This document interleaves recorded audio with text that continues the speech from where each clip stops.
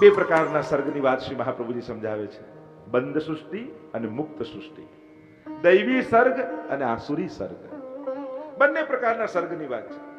સીધી સાદી ભાષામાં તમને સમજાવું તો આ દુનિયામાં ક્યારે પણ બધા જ બગડી જવાના નથી, અને આ દુનિયામાં ક્યારે પણ બધા જ સુધરી જવાના પણ નથી.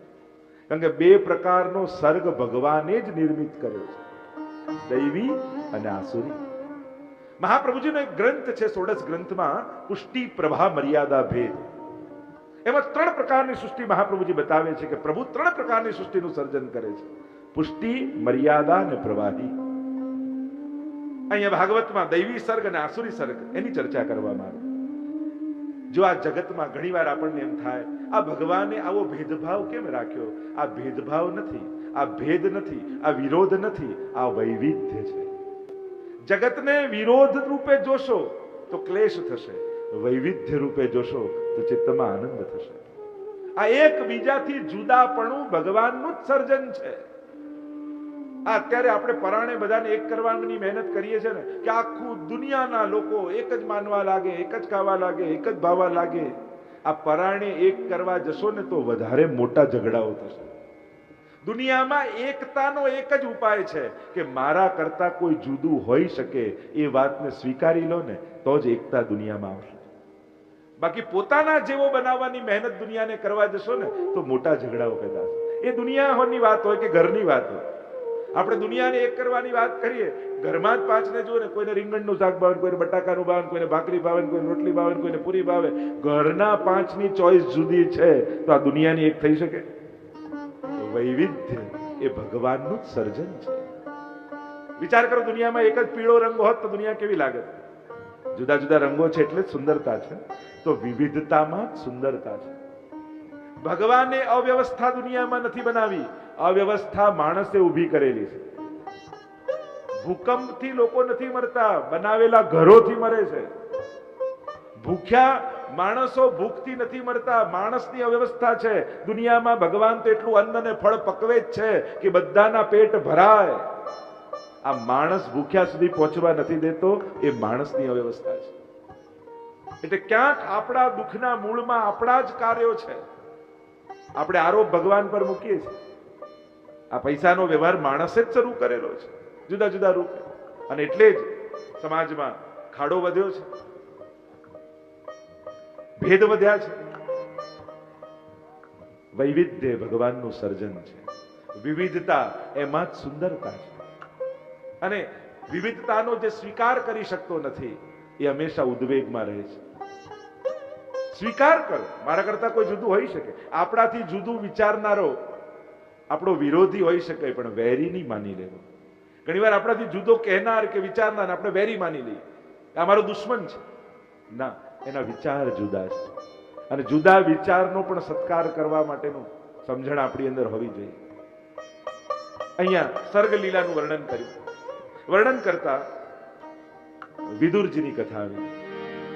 વિદુરજી દુર્યોધનને સમજાવવા માટે ગયા છે. માની જા દુર્યોધન, આ યુદ્ધથી કોઈનું કલ્યાણ થવાનું નથી. આપી દે જે એમનો ભાગ છે. અને દુર્યોધને અપમાન કરી વિદુરજીને મહેલમાંથી કાઢી મૂક્યા. અને વિદુરજી પોતાનું હથિયાર મૂકી અને ત્યાંથી નીકળી ગયા કાયમ માટે મહેલમાં. અને કહેવાય છે કે યમુનાજીના કિનારે કુટિયા બાંધીને રહેવા લાગ્યા. અને ત્યારે આચાર્યો એમ કહે છે કે હમણાં દુર્યોધનના ઘરમાંથી વિદુર નથી ગયા, દુર્યોધનનું પુણ્ય જતું રહ્યું છે. આપણા ઘરમાંથી કોઈ ભક્ત, કોઈ સંત, કોઈ મહાત્મા, કોઈ પુણ્યશાળી આત્મા જો એનું અપમાન થાય ને તો એ વ્યક્તિ નથી જતો, આપણા ઘરમાં ભેગા કરેલા પુણ્યોને ભેગા લઈ જતો હોય. એટલા માટે ઘણીવાર વડીલો, કોઈ સ્વજનો આપણા ઘરમાં હોય, ભગવત નામ લેતા હોય તો એ ઘરમાં પુણ્યો ભેગા કરતા હોય છે. અને એટલે માટે આપણા ઘરમાં કોઈ વૈષ્ણવનું અપમાન ક્યારે ન થવું. હરિરાય મહાપ્રભુજી તો વલ્લભ સાખી આદિ ગ્રંથોમાં કેટલું બધું સમજાવે. વૈષ્ણવ આવે વારને દીજે ચાર રતન, આસન જલ વાણી મધુર, યથાશક્તિ સો અન્ન. કોઈ વૈષ્ણવ, કોઈ મહાત્મા, કોઈ ભગવતી આપણા ઘરે આવે, આસન, જલ, વાણી મધુર પર યથાશક્તિ સોન. આ 4 વસ્તુ જરૂર. બને તો કોશિશ કરજો કે તમારા આંગણે આવેલો કોઈ વ્યક્તિ ઉંમરેથી પાછો ન જતો. જો આપણે ત્યાં એમ કહ્યું છે કે ઉંમરેથી જતો રહે તો એ અપશુકન બનાય. એને આગ્રહ કરો, એને ઘરમાં લાવો, કણિકા મિશ્રી આપો, જલપાન કરાવો, પણ સ્વજનો ઉંમરેથી પાછા વળે ને એને અપશુકન માનવાનું. અહીંયા વિદુરજી નથી ગયા, પણ માનો દુર્યોધનનું પુણ્ય જતું રહે. કુટિયા બાંધીને રહે છે. પ્રભુને, કૃષ્ણને, ભગવાન કૃષ્ણને એમ થયું આ ભાઈઓ લડે ઠીક નથી, લા હું પોતે દૂત બનીને જાઉં અને દુર્યોધનને સમજાવું. અને હવે ભગવાન પોતે દૂત બની, જો ભગવાને તો છેલ્લે સુધી પ્રયાસ કર્યા કે યુદ્ધ ન થાય. લોકો એમ કહે ભગવાન કૃષ્ણ યુદ્ધ કરાયું, સાવ ખોટી વાત. ભગવાને છેલ્લે સુધી પ્રયાસ કર્યા છે યુદ્ધ ટાળવાના. અને ભગવાન હસ્તિનાપુર દૂત બનીને આવી રહ્યા છે, સમાચાર મળ્યા અને બધા જ હસ્તિનાપુર વાસીઓ નગરના આંગણે ઉભા રહી ગયા છે. દ્વારિકાધીશનો રથ આવ્યો છે, પુષ્પની વર્ષા થઈ છે, મંગલ ધ્વનિ ગુંજ્યા છે, સ્વાગત થઈ રહ્યું છે પરમાત્માનું. અને આ સમાચાર વિદુર અને વિદુરાણીને મળ્યા. કહ્યું કે પ્રભુ પધારે છે અને બધા દર્શન કરવા જાય, લાવ આપણે જઈએ. અને ઝાડની વૃક્ષની આડમાં ઉભા રહી ગયા દૂર અને દ્વારિકાધીશના દર્શન કરવા લાગ્યા. પ્રભુ બધાની સામે સ્મિત કરતા જાય, એમના વંદનને ઝીલતા જાય અને પ્રભુનો રથ ધીમે ધીમે આગળ વધી રહ્યો છે. અને ત્યાં વિદુરાણીને થયું, સાંભળો છો શું છે? પ્રભુ બધાની સામે જોઈને સ્મિત કરે છે, પણ આપણી સામે જોઈને સ્મિત કરે તો કેવો આનંદ આવે. અરે આપણી સામે ક્યાંથી જોયું? આપણે આટલી દૂર ને ગામના લોકો આગળ છે, અને જ્યાં આટલું કહ્યું ત્યાં તો ઠાકોરજીની દ્રષ્ટિ પડી વિદુરજી પર. અરે કાકાજી નમસ્કાર. અને આમ કરીને પ્રભુ સ્મિત કરતા કરતા નમસ્કાર કરી રહ્યા છે. અને વિદુરજી તો પ્રસન્ન થઈ ગયા. કેવા લાગ્યા, અરે વિદુરાણી, કદાચ તારો જ મનોરથ પૂરો કરવા માટે ઠાકોરજી આવ્યા લાગે છે. હજી તો તું બોલી અને ઠાકોરજી આપણી સામે દ્રષ્ટિ કરી. પેલી કહેવા લાગી, મારા મનમાં તો હજી એક બીજો મનોરથ છે. શું છે? ઠાકોરજી આજે રાજભોગ આપણા ઘરે આરોગે તો કેવો આનંદ આવે. अरे पागल हो गई हो? वहां 56 भोग सिद्ध करके दुर्योधन ने रखे हैं, अपने घर थोड़ी आते होंगे प्रभु कभी? मनोरथ भी ठीक से करो, जो संभव ही नहीं ऐसे मनोरथ नहीं करने चाहिए. अरे मन में आया तो मैंने आपको कह दिया. अब ठाकुर जी की इच्छा. બધા પોતાના ઘરે ગયા. વિદુરજી પાછા પોતાના ગૃહમાં ગયા અને અહીંયા ઠાકોરજીનો રથ ગડગડ કરતો આવ્યો દુર્યોધનને ત્યાં. અને દુર્યોધનની સભામાં ઉભા રહેલા પરમાત્મા દુર્યોધનને કહે છે, દુર્યોધન માની જા. તને ન ગમતા હોય, જેમાં કાંઈ ન ઉગતું હોય એવા 5 ગામ પાંડવોને આપી દે. હું જવાબદારી લઉં છું, પાંડવોને હું સમજાવી દઈશ. એ 5 ગામમાં માની જશે ને યુદ્ધ ટળી જશે. દુર્યોધને કહ્યું, કૃષ્ણ આ સોયની નોક ઉપર જેટલી જગ્યા છે ને એટલી પણ યુદ્ધ વગર નહીં આપે. તો પ્રભુએ કહ્યું, તો હવે થઈ જવા દે યુદ્ધ. જેને ભગવાનની આજ્ઞામાં ભરોસો ન હોય, જેને ભગવદીની આજ્ઞામાં ભરોસો ન હોય, એનો સર્વનાશ નિશ્ચિત હોય છે. ભગવાનની પણ વાત દુર્યોધને ન માની અને પ્રભુ ત્યાંથી ચાલવા લાગ્યા. દુર્યોધન કહેવા લાગ્યો, પણ આપના માટે 56 ભોગ સિદ્ધ કર્યા છે, ભોજન કરીને તો જાઓ. પ્રભુ કહે, 2 અવસ્થામાં ભોજન થાય, કાં મારે ભોજનની કમી હોય અને કાં તું મારો પ્રિય હોય, તું મારો સુહૃદ હોય, સ્નેહી હોય. 2 જગ્યાએ ભોજન થાય, 2 રીતે. તો આપણે અહીંયા ભોજન કરાવશે કોણ? કહ્યું કે મારું ભોજન તો ક્યારનું તૈયાર છે. જો આપણે ત્યાં તો એટલે જ કહ્યું, મન મિલે ઇષ્ટ મિલે, મિલે ભજન રસ રીત, તાહી કે સંગ કીજીએ ખાન પાન ઓર પ્રીત. દરેક ધર્મમાં ભોજન માટે, અન્ન માટેનો બહુ જ વિવેક બતાવવામાં આવે છે. એક વસ્તુ યાદ રાખો, ગમે તેને દાન કદાચ આપી દેજો, પણ ગમે તેનું ક્યારે લેતા નહીં. લોકો ભલે એમ કે દાન આપતા વખતે 100 વાર વિચારું, આમ વિચારીને આપવું. કહું છું, કદાચ ભૂલથી ગમે તેને આપી દો એનું વાંધો નથી, પણ લેતા પહેલા, આપતા પહેલા 100 વાર વિચારો, પણ લેતા પહેલા 1000 વાર વિચાર કરો. શાસ્ત્ર નિષેધ કરે, ગમે તેનું લેવું નહીં. ગમે તેનું લો ને તો હોય એ લઈ જાય, અને કોઈ સારાનું લો ને તો હોય એની અભિવૃદ્ધિ થાય. એટલે જ આપણે ત્યાં એમ કહેવાય કે સવારે ભલે ભોજન આદિ ગમે ત્યાં કરતા હો, પણ સવારે એક પ્રસાદી મિશ્રી બાના હાથે જરૂર લઈ લેવું. પ્રસાદી મિશ્રી માના હાથે ઠાકોરજીને ધરેલી જરૂર લઈને નીકળવું. આપણે ત્યાં કોનું લેવું એની બહુ વિચાર કયો છે, એનો વિવેક કયો છે. એટલા માટે ઘણા એવા ભગવદી વૈષ્ણવ હોય છે જે મરજાદ લઈને રહેતા હોય છે. અને મરજાદ એટલે શું? મર્યાદામાં રહે. હવે મારા જીવન મારે મર્યાદાપૂર્ણ જીવવા છે, હવે પ્રભુ પરક જીવવું છે. કેવું એક દિવ્ય જીવન હોય મર્યાદિન. તમે જુઓ, ગ્રહસ્થ સંન્યાસી જ હોય એક પ્રકારનું. કેટલું ગૌરવ આપણને થવું જોઈએ, અમારા ગામમાં આટલા મર્યાદી છે, આમાં ગૌરવ. પણ આપણે ત્યાં માહોલ આપણે એવું કરી દઈએ છે કે એમનું આવ્યું તપપૂર્ણ જીવન પણ આપણે નેગેટિવ ભાવથી જોઈએ. હા, કઈ બહુ મોટા થઈ ગયા છે, અમારા ઘરે જમતા નથી, અમે કઈ ખરાબ છીએ. તો આ સારું ખરાબ બતાવવા માટે નથી. ક્યારે પણ અલૌકિક ક્રિયાઓને લૌકિક બુદ્ધિએ મૂલ્યાંકન નહીં કરવા. કેટલું અઘરું છે, ક્યાંય ન ખાવું, જાતે બનાવવું, ઠાકોરજીને ધરીને લેવું. આવું તપશ્ચર્યાપૂર્ણ કોઈ જીવન જીવતું હોય તો એનો આદર કરજો. ક્યારે એની નિંદા કરી ઠાકોરજીને નારાજ ન કરો. બહુ અઘરું છે આ રીતે જીવવું. બીજા ધર્મોમાં તમે જુઓ, લોકો જ્યારે વ્રત કરે, અઠાઈ કરે, ઉપવાસ કરે, તપ કરે, લોકો એના વરઘોડા કાઢે કે આણે આટલા વ્રત કર્યા, આટલા ઉપવાસ કર્યા. અને આપણે ત્યાં તો કોઈ મરજાદ જીવા જાય ત્યાં આપણે જ નિંદા કરી કરીને એની મરજાદ છોડાઈ દઈએ. અમારે ત્યાં લગ્નમાં તો ખાવું જ પડશે, અમારે ત્યાં તો આમ કરો. શા માટે? પોતાની લૌકિક ખુશી માટે કોઈનો ધર્મ છોડાવવો એ અપરાધ છે. શું આપણા સમાજમાં આટલી મેચ્યોરિટી પણ નહીં રાખવાની કે કોઈ ધર્મમાં આગળ વધી રહ્યું છે તો એને વ્યવસ્થા કરીએ, એને સાથ આપીએ, એને અનુકૂળતા કરી આપીએ કે ના ના અમે તો નથી કરી શકતા પણ તમે કરો છો ને તો અમારા માટે છોડતા નહીં તમારો ધર્મ. તમે કહો તો હવેલીથી પાતલ લાવી દઈએ, તમે કહો તો ફલાહારની વ્યવસ્થા કરી દઈએ, પણ અમારી લૌકિક ખુશી માટે તમારો ધર્મ મૂકતા નહીં. કારણ કે આપણા લૌકિક ખુશી માટે કોઈ પોતાનો ધર્મ છોડે તો એમાં દોષ આપણને જ લાગે. આપણે તો કરી શકતા નથી, પણ જે કરે છે એને રિસ્પેક્ટ આપો, એની વ્યવસ્થાઓ કરો, એની અનુકૂળતાઓ કરો.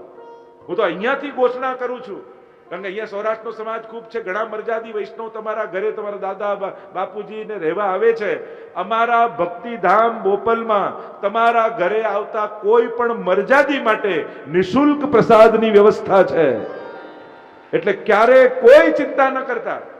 અહીંયા આપણા વિસ્તારમાં કોઈ પણ, હું તો અમદાવાદ માટે કહું છું, કોઈ પણ એવા મર્યાદી વૈષ્ણવ આવે કે જે ક્યાંય બહારનું ન લેતા હોય તો ભક્તિધામના દ્વાર સદા એમના માટે ખુલ્લા છે.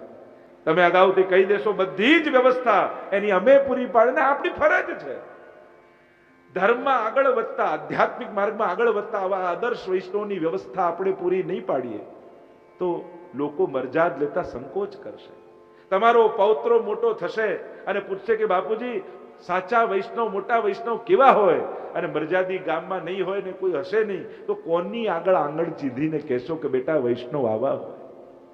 આપણે બધા ન જીવી શકીએ તો વાંધો નહીં, કદાચ વ્યવસ્થા નથી એવી રીતે નથી જીવી, પણ જે જીવા માંગે છે, જે આગળ વધવા માંગે છે, એની નિંદા કરી અને શરમમાં ન નાખશો, એની અનુકૂળતા કરી એને પ્રોત્સાહન આપજો.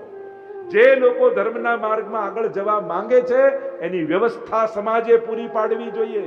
આપણી જવાબદારીમાં આવે છે. અમારે ત્યાં તો ખાવું, બહુ ખવડાવવાનો શોખ હોય ને તો અડધી દુનિયા ભૂખે મરે છે, એને ખવડાવો ને.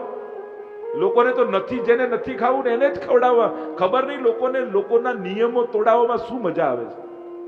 જેણે આવા સંકલ્પો લીધા હોય એના સંકલ્પોનો આદર સમાજ કરે. મેચ્યોરિટી સમાજમાં હોવી જોઈએ. નાદાન લોકોની જેમ બસ તમારે ગમતું ન થાય એટલે એની નિંદા કરવા એવા નાદાન નહીં બનવું. રિસ્પેક્ટ આપો એ લોકોને કે ના તમે જીવો છો, તમે મહાપ્રભુજીની આજ્ઞાને આટલી 100% પાળી રહ્યા છો, અમને તમારા માટે આદર છે, અમે તમારી વ્યવસ્થાઓ કરીશું. જો સમાજ આવી વ્યવસ્થાઓ ગામે ગામ પૂરા પાડવા લાગે ને તો ગામે ગામ મર્યાદીઓ ઉભા થવા લાગે. કેવું સુંદર માહોલ બને કે ઘરે ઘરે ઠાકોરજી બિરાજતા હોય. અને બીજી વ્યવસ્થા કહું, ઘણી વાર વૈષ્ણવ ઠાકોરજી ઘરમાં એટલે નથી બિરાજમાન કરતા કે અમારા ઘરે સૂતક અને અડચન આવે ત્યારે ઠાકોરજી ક્યાં પધરાવવા, કોણ સેવા કરે આ શહેરોમાં. તો બીજું તમને કહું છું, તમારા ઘરમાં સૂતક આવે, અડચન આવે, ડરશો નહીં, ઠાકોરજી પધરાવો. કારણ કે નહીં થાય એટલા દિવસે તમારા ઠાકોરજી ભક્તિધામમાં પધરાવજો, અમે તમારા ઠાકોરજીને સાચવીશું. ત્યાં એવી વ્યવસ્થા કરીશું કે મુખિયાજી સુંદર રીતે ત્યાં એ વ્યવસ્થા ઠાકોરજીની થાય અને એટલા દિવસ તમારા ઠાકોરજી ત્યાં બિરાજે અને આનંદપૂર્વક એમની સેવા થાય. બધી જ વ્યવસ્થા જે તમારા વૈષ્ણવી જીવનના માર્ગમાં આડે આવે છે, આ તમને અડચણ જેવું લાગે છે, એ બધી અડચણો કાઢવા અમે તૈયાર છીએ, બધી વ્યવસ્થાઓ પૂરી પાડવા તૈયાર છીએ. તમે આગળ વધો, અમે તમારી સાથે છીએ. તમારા દરેક સમયમાં તમારા સારા આનંદના પ્રસંગ પણ તમે ભક્તિધામ ખુલ્લું છે, અને જ્યારે આવું અડચણ આદિ આવે ત્યારે પણ અમે તમારી જોડે છે. અને હું તો કહું છું, હવે ગામે ગામની હવેલીઓ એ કેવલ દર્શનના સ્થાન ન રહેવા જોઈએ, પણ વૈષ્ણવી જીવનને અનુકૂળ થાય એવી વ્યવસ્થાના કેન્દ્રો પણ બનવા જોઈએ. ત્યાં પાઠશાળાઓ ચાલવી જોઈએ, કીર્તન ક્લાસ ચાલવા જોઈએ, ભાઈઓ બહેનોના સત્સંગો ચાલવા જોઈએ, અને ઠાકોરજીની આવી વ્યવસ્થાઓ થવી જોઈએ. ભક્તિધામ એના માટેના પ્રયાસ કરી રહ્યું છે, અને આ બધી જ વ્યવસ્થા તમને ભક્તિધામમાં અનુકૂળ પ્રાપ્ત કરાવવામાં આવશે. એનો પ્રયાસ છે. વૈષ્ણવના આવાસની પણ સગવડતા ઊભી કરેલી છે કે બહારગામથી આવા કોઈ વૈષ્ણવ આવે તો એના રહેવાની પણ વ્યવસ્થા થાય. તો આ પ્રયાસ કરીએ છીએ, અને કેવલ અહીંયા જ નહીં, જ્યાં જ્યાં હવેલી સ્થાપીએ છીએ ત્યાં પ્રયાસ થાય કે લોકો ઘરે ઘરે ઠાકોરજીની સેવા કરતા થાય, અને ક્યાંક એમને જે વસ્તુ ડર કરાવે છે, ભય જેને કારણે લાગે છે, એના માટેની વ્યવસ્થાઓ ઊભી થાય. તો અહીંયા જ્યારે પ્રભુ કહેવા લાગ્યા કે હું ચાલ્યો, દુર્યોધન કે ભોજન કરીને તો જાઓ, આપને કોણ ભોજન કરાવશે? ઠાકોરજી કે મારા ભોજનની વ્યવસ્થા થઈ ગઈ છે. રથ પર સવાર થયા અને સારથીને કહ્યું કે વિદુરજીના ઘરે લઈ. અહીંયા વિદુરજી સ્નાન કરી અને પ્રભુના નામની માળા ફેરવી રહ્યા છે. હાથમાં માળા લઈને બેઠા છે. શ્રી કૃષ્ણ શરણમ મમ, શ્રી કૃષ્ણ શરણમ મમ, શ્રી કૃષ્ણ શરણમ મમ. સુલભાજી સ્નાન કરવા ગયા છે વિદુરાણી. અને વિચાર કરો, ડ્રોઈંગ રૂમમાં બેઠા બેઠા સોફામાં તમે માળા ફેરવતા હો અને દરવાજો ખટખટે અને તમે દ્વાર ખોલો અને સામે ઠાકોરજી ઉભા હોય, કેવો આનંદ આવે. વિદુરજીનો દરવાજો ખટખટાયો અને જ્યાં વિદુરજીએ દ્વાર ખોલ્યા, વિદુરજી ચકિત થઈ ગયા. સુરભા દેખ પ્રભુ પધારે હૈ. ઠાકોરજી સન્મુખ ઠાડા છે, સુંદર મોરપીંછ અને મુગટ છે, પીતાંબર ધર્યો છે, સુંદર માળા, સુંદર નેત્રો, કર્ણમાં સુંદર કુંડળો છે. પ્રભુની એ રૂપ માધુરીને જોઈ અવાક અપલક નેત્રોથી વિદુરજી ટગર ટગર ટગર ટગર પરમાત્માના દર્શન કરી રહ્યા છે. બુદ્ધિ કહે અરે વ્યવસ્થા કર, આસન બિછાવ, જલપાન કરાવ, પણ નેત્રો ઠાકોરજીના મુખમાંથી હટતા નથી. અપલક નેત્રોથી પરમાત્માના દર્શન. આજ ગોપાલ પાહુને આયે, નિરખી નયન અઘાયરી, કે નિરખું કે ટહલ કરું, એકો બનત ન ઉપાયરી. અરે એમની વ્યવસ્થા કરું કે એમને નિરખું? પધારો પધારો પ્રભુ, ભીતર પધારો. આસન લઈને બિછાવ્યું, સિંહાસન પર પ્રભુને વિરાજમાન કર્યા. સુલભાજી દોડતા આવ્યા અને નીચે વિદુરજી અને સુલભાજી બંને વિરાજી ગયા અને ટગર ટગર પ્રભુની રૂપ માધુરીનું પાન કરવા લાગ્યા. પ્રભુની એ સુંદરતાના રૂપ માધુરીના અપલક નેત્રોથી પાન કરી રહ્યા છે. બસ જોઈ જાય, જોઈ જાય, જોઈ જાય, જોઈ જાય. પ્રભુને એમ થયું કે આજે ઉપવાસ કરવાનો જ દિવસ લાગે છે. પૂછતા નથી, આટલા સમયથી આવ્યો છું કે ક્યાંક પ્રભુ કંઈક આરોગશો કે નહીં. કલાક વીતી ગયો અને હવે પ્રભુથી ન રહેવાયું. ત્યારે કહ્યું, કાકાજી ભોજન છે, બહુ ભૂખ લાગી છે. અરે પ્રભુ, આજ તો અમારો મનોરથ હતો કે આપ અમારા ઘરે આવીને રાજભોગારો. દોડતા ગયા ને કેળા લઈને આવ્યા. પ્રસિદ્ધ કથા છે. અને સુરબાજી કેળા લઈને આવ્યા તો ખરા, પણ નેત્રો પ્રભુના મુખારવિંદથી હટતા નથી. એટલે કેળું આમ છોલે, કેળું ફેંકે છાલ ઠાકોરજીને આપે. પ્રભુને થયું કે હા, મારે ગીતાજીમાં આગળ બોલવાનું જ છે. પત્રમ પુષ્પમ ફલમ તોયમ યો મે ભક્ત્યા પ્રયચ્છતિ. જે મને આપે હું આરોગું છું. અને પ્રભુ છાલ લઈને આરોગવા લાગ્યા. એક વાર, બે વાર, ત્રણ વાર થયું અને વિદુરજીની દ્રષ્ટિ પડી કે સુલભા શું કરે છે? પાગલ હો ગઈ ऐसे प्रभु का आरोग्य जाता. लाओ मुझे दो. लिया विदुरजी ने અને બુદ્ધિપૂર્વક છાલ કાઢી, કેળું લીધું, છાલ ફેંક્યું, કેળું પ્રભુને આપ્યું અને પ્રભુએ પહેલું મોઢામાં બટકું ભર્યું અને પ્રભુ બોલ્યા કે કાકાજી, જે મીઠાશ છાલમાં હતી એ કેળામાં નથી. जो मधुरता जो छिलके में थी वो केले में नहीं है, क्योंकि मधुरता मुझे वस्तुओं की नहीं होती, भक्तों के भाव की होती है. जो विदुर ये सुलभाजी के भाव में माधुर्य था वो व्यवस्था में नहीं होता. જે અચાનક થઈ જાય ને પ્રભુને ધરો ને એમાં જે મધુરતા લાગે એ બહુ ગોઠવીને રાખ્યું ને એમાં આનંદ ના આવે. જો ને પોતાના માટે રોજ તમે દાળ ભાત બનાવતા હશો, પણ વર્ષે એકવાર ઠાકોરજીનો અન્નકૂટ કરો અને એ સખડીમાં જે સ્વાદ આવે ને એ પોતાના માટે બનાવો એમાં ક્યારેય ના આવે. ક્યોંકि આજ પ્રભુ કે લીએ બનાયા. પ્રભુને આનંદ પ્રભુએ ભક્તોએ ધરેલી વસ્તુનો નથી હોતો, ધરવાના ભાવનો હોય છે. જો ને આપણે ત્યાં પદ્મનાભદાસજીની વાર્તા આવે છે. ઘરમાં કાંઈ ન રહેવું ભોગ ધરવાનું તો છોલે પલાળીને રાખે, છોલે ચણા, અને એની ડગલી કરે. આ દાળ છે, આ ભાત છે, આ શાક છે, આ રોટલી છે. અને પ્રભુ એ ભાવથી આરોગ્ય મથુરાધીશ. જે પ્રસાદ લે તો દાળનો ભાવ કર્યો એમાં દાળનો સ્વાદ આવે, રોટલીનો ભાવ કર્યો એમાં રોટલીનો સ્વાદ આવે. અને જયારે મથુરાધીશ ગુસાઈજીના ઘરે પધરાવ્યા, ગિરધરજીના માથે બિરાજ્યા અને 56 ભોગ કર્યો મથુરાધીશનો. અને ત્યારે આપે આવીને વિનંતી કરી કે બાબા, આપણે આનંદ તો આવ્યો ને 56 ભોગ આરોગવામાં. પ્રભુને પ્રશ્ન કર્યો અને ત્યારે મથુરાધીશ એટલું બોલ્યા કે આનંદ તો આવ્યો પર વો આનંદ નહીં આવ્યો જો પદ્મનાભદાસજી કે છોલા મેં આતો હતો. એ સ્વાદ તો આજે મારી જીવા ઉપર છે. અને આજે મથુરાધીશ ભલે વૈભવથી બિરાજતા હોય પણ રોજ છોલે તો પદ્મનાભદાસના ભાવથી આરોગે છે. આ ભક્તિની મહત્તા છે, આ એની વિશેષતા છે. કેટલા પ્રસંગો એવા છે, ઘણા પલાળેલી બાજરી ધરતા, કાંઈ નહીં ઘરમાં, કોઈ બાજરીનો રોટલો ધરતા, કાંઈ નહીં તો જળદ દુનામાં ધરતા, એવી વાર્તા આવે છે.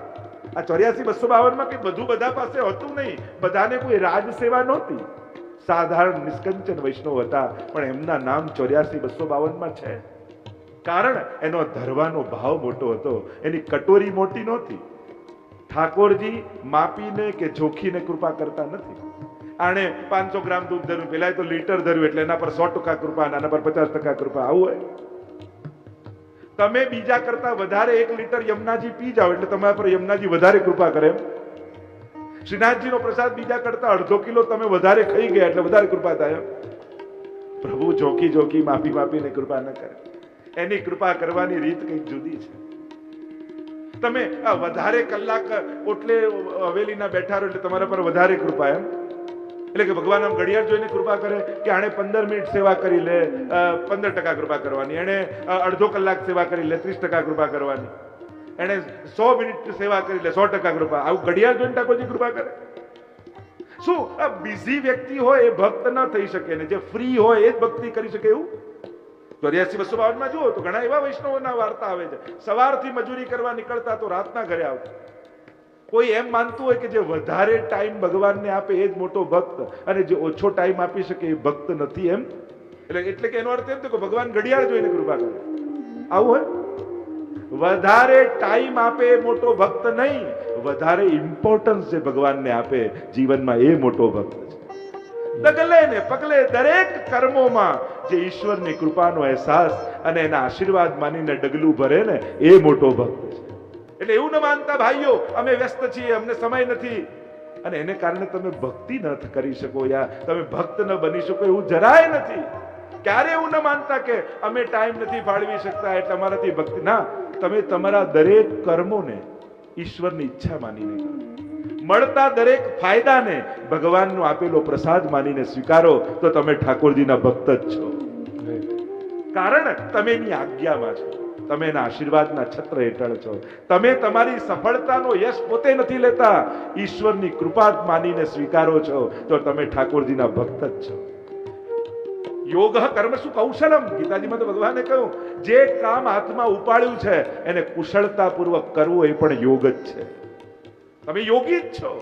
યોગી માટે કોઈ બધું છોડીને બેસી જવાની ઈચ્છા નથી. અને એટલે જ સંતો વિચારકો એમ કહે છે ને કે ભલે યોગી ન બની શકો પણ ઉપયોગી તો બનો સમાજને. જ્યારે આવા સુંદર સંકલ્પો લીધા છે વિદ્યાર્થી ભવન આદિ ભવન બાંધવાના, ત્યારે પ્રત્યેક વ્યક્તિ પોતાનું યોગદાન આપી સમાજમાં ઉપયોગી થવો જ જોઈએ. અને એટલે ઠાકોરજી પ્રસન્ન થશે તમારા ઉપર. અને આ બીડું સંકલ્પ ઝડપેલું છે, સમાજ કલ્યાણનું સંકલ્પ છે. પ્રભુએ કૃપા કરી વિદુરજી પર. પ્રભુ પાછા પધાર્યા અને હવે નિર્ધાર થયો કે યુદ્ધ હવે ટાળી શકાય એમ નથી. વિદુરજીને એમ થયું મારે ભાઈઓને લડતા જોવા નથી, ભાઈઓને લડતા નથી જોવા. એટલે વિદુરજી યાત્રા કરવા માટે નીકળી ગયા. 36 વર્ષ સુધી વિદુરજી યાત્રા કરી. જ્યાં જ્યાં જે નિયમો પાળવાના હોય, જ્યાં જે વસ્તુના દાન આપવાના હોય એના દાન આપ્યા, જ્યાં વ્રત કરવાના હોય ત્યાં વ્રત કર્યા, જ્યાં સ્નાન કરવાના હોય ત્યાં સ્નાન કર્યા. યાત્રાના પણ નિયમો હોય. અને એટલા માટે યાત્રા સ્થળમાં એને જ જવું જેની યાત્રા કરવાની બુદ્ધિ હોય, સંકલ્પ હોય. ફરવાની બુદ્ધિ વાળાએ બને તો યાત્રા સ્થળોમાં જવાનું એવોઇડ કરવું. કારણ કે તમને આત્મકલ્યાણ કે પાપમાંથી મુક્તિ યા પુણ્ય સંચય યા ભગવાનની ભક્તિ એવો સંકલ્પ ન હોય તો ફરવાની ઘણી જગ્યાઓ છે. કારણ કે ફરવાની બુદ્ધિ લઈને યાત્રા સ્થળે જઈએ છે ને, અને ત્યાં પછી એવી ડિમાન્ડો કરીએ કે યાત્રા સ્થળની પવિત્રતાનો નાશ થાય. એટલે બને તો કેવલ જેને ફરવા જ જવું છે એના માટેની ઘણી જગ્યાઓ છે. યાત્રા સ્થળોને યાત્રિકો માટે રાખો કે જેને ભગવત ભક્તિ કરવી છે, એ બુદ્ધિ જેની છે, એ સંકલ્પ જેનો છે, એને યાત્રા સ્થળે જવું. અને યાત્રા સ્થળની પવિત્રતા જળવાય વ્રજમાં જાઓ. જો હમણાં યમુના વિશુદ્ધિકરણનું અભિયાન શરૂ થયું છે, દરેકના મનમાં એ સંકલ્પ છે કે યમુનાજીનું વિશુદ્ધિકરણ થાય. જે ત્યાં જે રીતે પ્રદૂષણ ફેલાયેલું છે, તો કમથી કમ બીજું કાંઈ બંધ ન કરાવી શકીએ તો આપણે લોકો જે યાત્રાના સ્થળે જઈએ છીએ, જે યમુના પૂજન કરીએ છીએ, પ્રયાસ કરો 10 વાર વર્ષે જાઓ તમે વ્રજમાં તો એક જ વાર પૂજન કરો. એ પણ બને તો યમુનાજીના તટ ઉપર, યમુનાજીના કિનારે. કારણ કે આપણા બધાને શું થાય, એનાથી કંકુ નાખીએ, પછી પાછું મહેંદી નાખીએ, અને પછી પ્લાસ્ટિકની થેલી પણ યમુનાજીમાં નાખીએ. જેટલું પૂજન કરનારા બગાડે એટલું કદાચ બીજા લોકો નથી બગાડતા. અને એટલા માટે આપણે બધાએ સજાગ થવાની બહુ જ જરૂર છે. જ્યારે આવા અભિયાનો ચાલતા હોય ત્યારે યથાશક્તિ આપણે એમાં જોડાઈ. આપણું યોગદાન શું છે કે આપણા થકી એમાં કાંઈ પ્રદૂષણ ન થાય એનો પ્રયાસ.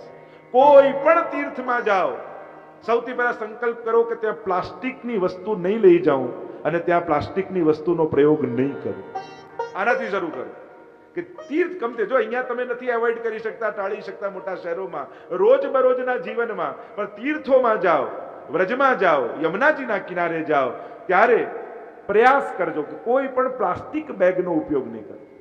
કારણ કે આપણને બધા જાણીએ છીએ જે ઉપયોગ કરીએ છીએ ડૂચો કરીને યમુનાજીમાં નહીં તો તટ ઉપર ને ઘાટ ઉપર નાખીને આવીએ, અને એને કારણે ત્યાંના જે જલમાં રહેનારા જીવજંતુ એનો નાશ થાય છે.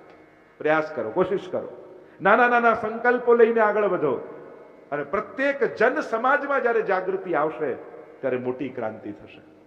અને એટલા માટે જે વિદુરજી યાત્રા કરી રહ્યા, 36 વર્ષ યાત્રા કરી, અહીંયા મહાભારતનું યુદ્ધ પણ થઈ ગયું, યાદવા સ્થળી થઈ ગઈ, પ્રભુ સ્વધામ પધારી ગયા, પણ વિદુરજીને કોઈ સમાચાર નથી. એ તો યાત્રામાં લાગેલા છે. અને પરિભ્રમણ કરતા કરતા કરતા જ્યારે ગંગાજીના તટ પર આવ્યા અને ત્યાં યમુનાજીના તટ પાસે ઉદ્ધવજી સાથે મેળાપ થયો, અને ઉદ્ધવજીએ સમગ્ર વૃત્તાંત સંભળાવ્યું અને કહ્યું કે પ્રભુ સ્વધામ પધારી ગયા. અને જ્યારે આ સમાચાર સાંભળ્યા, વિદુરજીનું હૃદય ભરાઈ આવ્યું. અરે અંત સમયમાં પ્રભુના હું દર્શન ન કરી શકું. વિદુરજી, તમે એવા ભાગ્યશાળી જીવ છો કે લોકો અંત સમયમાં ભગવાનને યાદ કરે, પણ ભગવાન પોતે એમના અંત સમયમાં તમને યાદ કરતા હતા. અને મને કહ્યું છે કે વિદુરજી મળે તો એમને કહેજો કે મૈત્રેય મુનિને જઈને મળે. મેં એમના માટે સંદેશો રાખ્યો છે. અને વિદુરજી ઉદ્ધવજી સાથે સુંદર સત્સંગ કર્યો છે, અને ત્યાંથી આવ્યા છે મૈત્રેય મુનિને મળવા માટે. અને મૈત્રેય મુનિને મળવા માટે આવ્યા, જોતાની સાથે જ મૈત્રેય મુનિ બોલ્યા, આવો ધર્મરાજ, આવો યમરાજ. ચોંક્યા વિદુરજી. મૈત્રેય મુનિ કહેવા લાગ્યા કે હું આપને ઓળખું છું, આપ સાક્ષાત યમરાજનો અવતાર છે. માંડવ્ય મુનિના શ્રાપને કારણે દાસી પુત્ર રૂપે આપનો જન્મ થયો છે. સુંદર સંવાદ થયો છે.